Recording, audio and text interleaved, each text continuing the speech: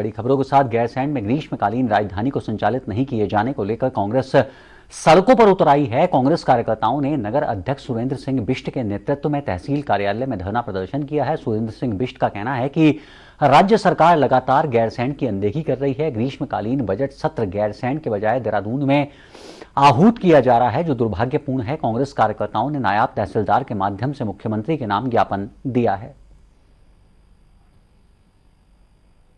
सरकार के द्वारा यहाँ पर देशव्यापी राजधानी का संचालन नहीं होता है, तो हम नगर कांग्रेस कमेटी की ओर से लगातार यहाँ पर धरना प्रदर्शन करेंगे और धरना देंगे कि गैरसैंण के साथ जो छलाव हो रहा है। गैरसैंण के साथ यहाँ पर देखने को ये मिला है कि विदेशी पशु चिकित्सालय, जो विदेशी पशु प्रजनन केंद्र यहाँ भराड़ी शहर में था, वो जो है ऋषिकेश पशुलोक में उसको स्थानांतरित किया जा रहा है। और इससे पहले भी बीजेपी सरकार में जो है कि यहाँ के एडीएल ऑफिस का भी यहाँ से जो स्थानांतरण करके जो है रामनगर में शिफ्ट किया गया था। और यहाँ पर उन्होंने बहुत बड़ी बात, पानी की जो हमारी समस्या थी गैरसैंण के अंदर, जो झील में उन्होंने यहाँ पर झील का निर्माण के लिए झील बनाई गई थी, लेकिन वो झील अभी नहीं बनी है। और इसके विरोध में भी हम यहाँ पर आंदोलन करेंगे और जब तक यहाँ पर ग्रीष्म राजधानी का संचालित नहीं होती है तब तक के लिए यहाँ पर आंदोलन जारी रहेगा। के द्वारा आज यहाँ पर 2 घंटे का उपवास कार्यक्रम रखा गया है।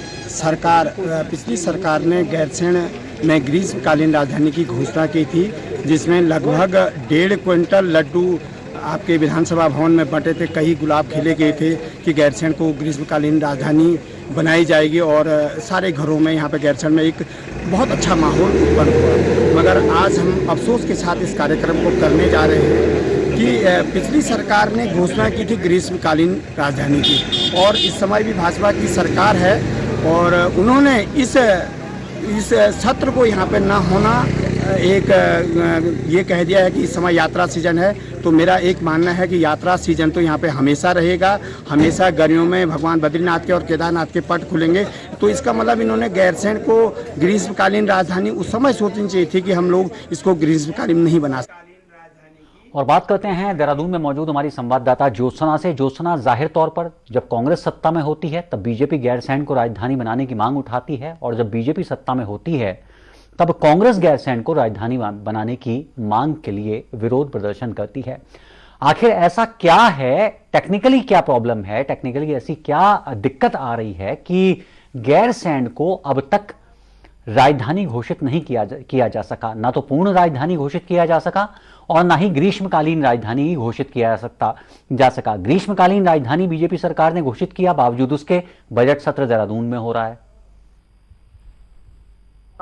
अनुज, आपने बहुत सही सवाल किया। उत्तराखंड देश का पहला ऐसा राज्य है जिसके पास अपनी स्थायी राजधानी नहीं है।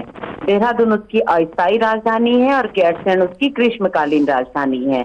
आप सोचिए कि ये विडंबना है कि 22 साल का उत्तराखंड हो रहा है जो इतने संघर्ष के बाद बना है और एक राजधानी का मसला शॉर्ट आउट नहीं हो पा रहा है। इसमें आप ये मान सकते हैं कि जो राजनीतिक इच्छा शक्ति होती है किसी विषय के निर्णय लेने की, उस इच्छा शक्ति का कांग्रेस और बीजेपी दोनों सरकारों में अभाव रहा।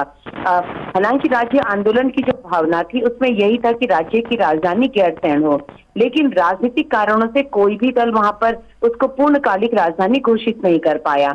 बीजेपी ने ग्रीष्मकालीन राजधानी घोषित की, सत्र नहीं वहां पर आयोजित हुआ। उसके बाद वजह उसकी साफ है, क्योंकि आपने ग्रीष्मकालीन राजधानी तो राजनीतिक माइलेज लेने के लिए घोषित कर दिया, लेकिन एक ग्रीष्मकालीन राजधानी का जो इंफ्रास्ट्रक्चर होता है, जो सुविधाएं होती हैं, वो वहां पर कोई भी सरकार पूरी नहीं कर पाई। चाहे पूर्ववर्ती हम त्रिवेंद्र सरकार की बात करें या उसके बाद कंटिन्यूटी में बीजेपी की सरकार चल रही है। जब वहां पर अवस्थापना सुविधा नहीं है, रहने की सुविधा नहीं है, खाने की सुविधा नहीं है, किसी भी तरीके की कोई कार्यालय या किसी तरीके की सुविधा नहीं है, फिर ग्रीष्मकालीन राजधानी का स्वरूप कैसा होगा? बस ग्रीष्मकालीन राजधानी से अनुज ये हुआ कि गैरसैंण को एक स्टेटस मिल गया। यही वजह रही कि आपके जब वहां पर राज्य सरकार चाहती थी कि हम बजट के लिए जाएं, लेकिन बजट सत्र के लिए नहीं जा पाए क्योंकि यात्रा सीजन पीक में था। सारी व्यवस्था चमोली जिले प्रशासन को करनी थी। इसके अलावा रहने की व्यवस्था जो होनी थी वो 4 धाम यात्रा रूट पर होनी थी, और वो व्यवस्था नहीं हो पा रही थी क्योंकि जिला प्रशासन ने हाथ खड़े कर दिए कि लाखों यात्री आ रहे हैं, हम उनकी प्रशासनिक सुविधा देने में, उनकी व्यवस्था करने में जुटे हुए हैं, और ऐसे में हम सत्र की व्यवस्था नहीं कर सकते हैं। तो ये कहीं ना कहीं इसे आप कह सकते हैं कि सिस्टम का फेलियर है, ये वो जो राजनीतिक इच्छा शक्ति राजधानी ग्रीष्मकालीन राजधानी घोषित करने के लिए दिखाई गई थी, उसके बाद उसके इंफ्रास्ट्रक्चर खड़ा करने के लिए भी वही इच्छा शक्ति होनी चाहिए थी, जो नजर नहीं आई। और अगर देहरादून की बात करें तो देहरादून को पूर्णकालिक राजधानी घोषित करने में राजनीतिक दल हिचकिचाते हैं। आप सोचिए कि विधानसभा यहाँ है, मुख्यमंत्री आवास यहाँ है, राजभवन यहाँ पर है, सचिवालय यहाँ पर है, सारा कामकाज यहाँ से चलता है, लेकिन देहरादून के आगे पूर्णकालिक राजधानी का दर्जा नहीं है।